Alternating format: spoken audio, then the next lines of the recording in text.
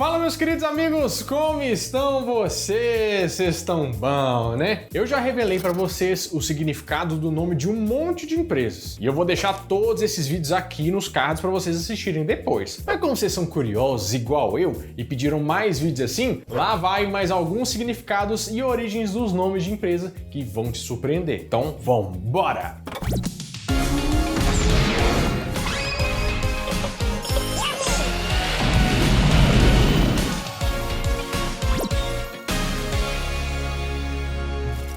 Existem muitas marcas famosas de esporte, mas uma das referências no mercado é, sem dúvidas, a Nike.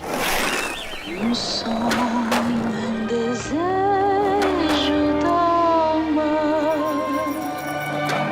Ela começou a operar no começo dos anos 70 e desde então é a queridinha de muita gente até hoje, e muito disso é porque a Nike sempre investe nos maiores esportistas para serem garotos propagandas da marca. Só para falar alguns, ela já fez parceria com o Cristiano Ronaldo, o Rafael Nadal, o LeBron James e por aí vai. Mas o que diabo significa Nike? E aquele logo assim, é tipo um check, sabe? Certo? Isso aí acertou? Acertou, miserável. Em 1964, os americanos Phil Knight e o Bill Bowerman fundaram a Blue Ribbon Sports, que viria a ser a Nike em 1971. Na época, os criadores queriam homenagear a deusa grega Nice, que também era conhecido como Nike ou Vitória. Eu lembro disso por causa dos Cavaleiros do Zodíaco, porque em algum episódio eles falaram que ela tinha a Nike, a deusa da vitória, que era tipo um bonequinho assim. Essa deusa era a personificação da força, da velocidade e, claro, da vitória, e foi escolhida por ter tudo a ver com a proposta da empresa. E o logo foi criado no ano que ela mudou de nome. E a ideia era desenhar algo que desse uma sensação de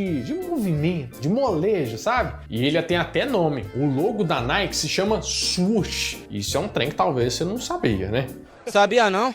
Agora, outra marca esportiva que todo mundo gostava era o Reebok, que eu não sei se você sabe, mas não é Reebok que fala, é Reebok. Você acredita nisso? Agora o próprio corrigir aqui. É, só comer, né? A marca surgiu em 1958, mas a história dela começa antes, em 1895, quando um velocista chamado Joseph Foster começou a fabricar tênis para atletismo com as próprias mãos na Inglaterra. O modelo é considerado o primeiro tênis especializado nessa categoria e os melhores atletas do país encomendavam o tênis dele. Depois que os netos dele assumiram a empresa em 1958, eles batizaram a marca de Reebok para fazer referência a um antílope mega rápido que tinha lá na África. A história é que um dos netos ganhou um dicionário de African, que é uma das línguas que se fala lá na África do Sul, quando ele venceu uma competição de corrida quando ele era criança, e foi nesse dicionário que ele encontrou o nome do bicho. E só de quebra, em 2005, a Adidas comprou a Reebok por 3,8 bilhões de dólares. E a Adidas é simplesmente a abreviação do nome do fundador. O Ad vem de Adolf e o restante vem do começo do sobrenome dele, que é Dassler. Não é um negócio muito impressionante assim não, né? E saindo do mundo dos esportes e indo para o mundo dos brinquedos, você já parou para pensar no motivo de, entre tantos nomes, escolherem Barbie para dar um nome para a boneca mais famosa do mundo? Na verdade, a história da Barbie se confunde com a história da indústria do brinquedo.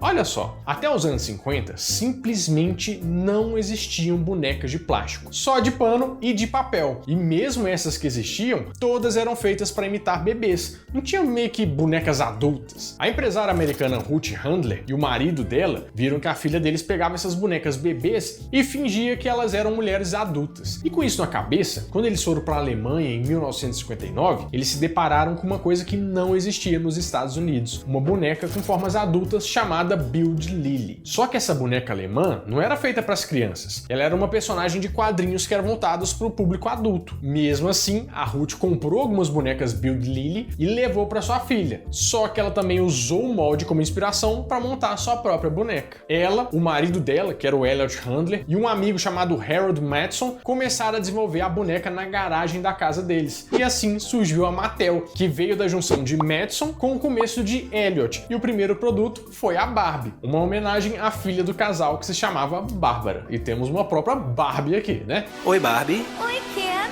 Vamos dar uma volta?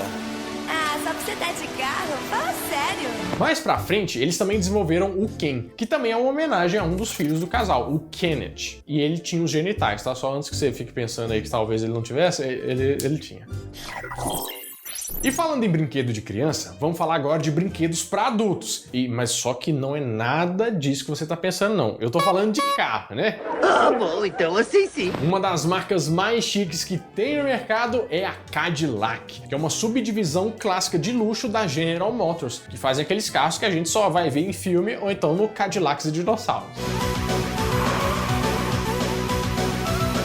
A GM foi fundada em 1902 e desde 1903 já existem modelos que levam Cadillac no nome, sempre os mais luxuosos, né? Só que isso só foi virar uma subdivisão da empresa de verdade nos anos 50, quando os modelos Cadillac começaram a aparecer em grandes produções de Hollywood, ganhando o status dos carros mais glamurosos. E não era para ser diferente. Nos anos 20, a GM passou a consultar designers para fabricar seus modelos e não só um engenheiro, como era comum na época. E daí surgiram esses carros mais classudos que chamam a atenção em Hollywood. A GM foi fundada na cidade de Detroit e o nome Cadillac é uma homenagem ao explorador francês Antoine de la Motte Cadillac, que foi um dos fundadores da cidade, batizando a região em 1701 de La Detroit, que significa estreito em francês. Je m'appelle Claude.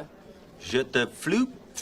A maior concorrente da Cadillac é a subdivisão da Ford, a Lincoln, que também é queridinho nos filmes antigos de Hollywood. E nesse caso aqui, o nome também foi uma homenagem, mas dessa vez ao presidente Abraham Lincoln, que foi responsável por abolir a escravidão nos Estados Unidos e que acabou sendo assassinado enquanto via uma peça de teatro em 1865. Ironicamente, o nome do teatro onde o crime aconteceu era Teatro Ford.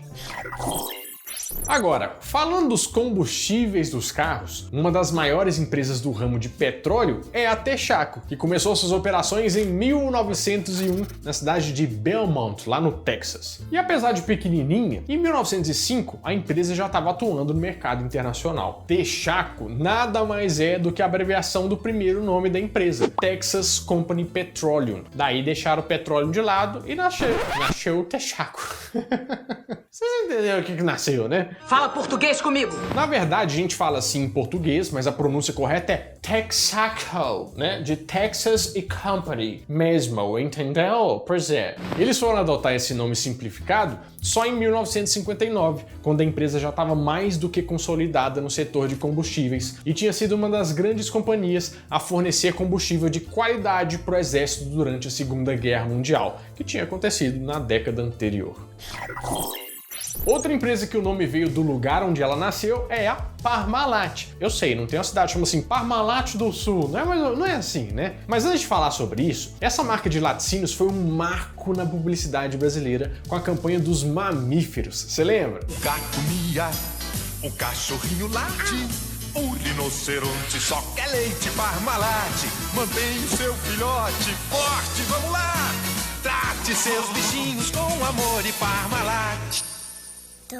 E não tinha como dar errado, né? Colocar um monte de criança fofinha, bonitinha, vestida de animal foi um sucesso por muitos anos, né? A Parmalat chegou no Brasil em 1972 e a campanha dos mamíferos começou em 1977 e desde então até o começo dos anos 2000 o comercial dos bichinhos nunca saiu do ar, sempre sendo renovado e remodelado, tanto que todo mundo lembra. Assim como todo mundo lembra que a Parmalat deu uma sumida depois de 2005 e 2007 teve aquele lance dos leites adulterados com soda cáustica, né? Que gerou bastante polêmica pra marca e tem até um negócio de por que ela foi pro saco, tem um vídeo aqui, ó, por que ela faliu, tá muito legal. Mas falando do nome, a Parmalat nasceu em 1961, na cidade de Collecchio, na Itália. Eu adoro quando o nome é italiano, que aí eu consigo fazer a mãozinha aqui. E por lá, o país é dividido por províncias. E a província que essa cidade aí fica é a de Parma. E leite italiano, como é que é? Adivinha? Latte, né?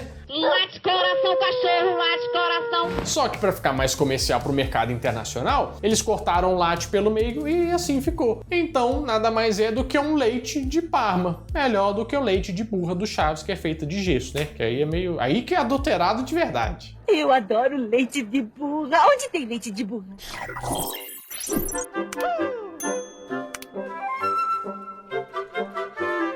Se inscreve no canal, hein?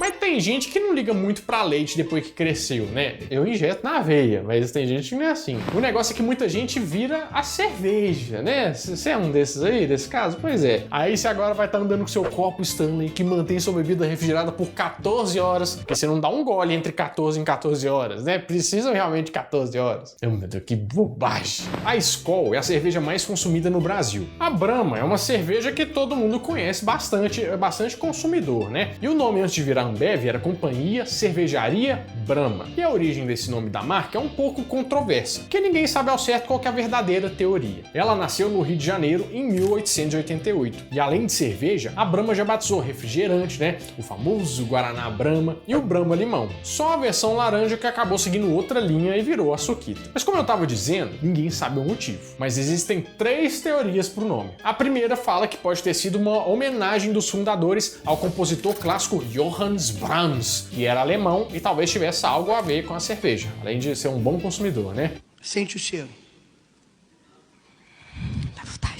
A segunda puxa mais ainda para cerveja e diz que seria uma homenagem ao inglês Joseph Brahma, que inventou a válvula que tira o chopp dos bares. Faria mais sentido, inclusive, né? É verdade. E a terceira e a mais lúdica não tem nada a ver com a cerveja e diz que foi para homenagear o deus do hinduísmo que se chama Brahma. O fundador da Brahma era suíço, que podia ser hinduísta ou gostar de música clássica, né? Não dá para saber. Não tem muita informação sobre o cara, até porque eu acho que ele nunca imaginou que a cervejaria que ele criou no Rio um dia se tornasse uma das maiores empresas do país. Mas se eu fosse esse cara aí, eu voltaria no tempo e mudaria esse Brahma aí, porque tem um H aí no meio que é o mesmo de Atlético Paranaense. Você não sabe onde você põe esse H, como é que a gente escreve, né? Fica difícil da gente saber. Será que quem escreveu isso era alfabetizado?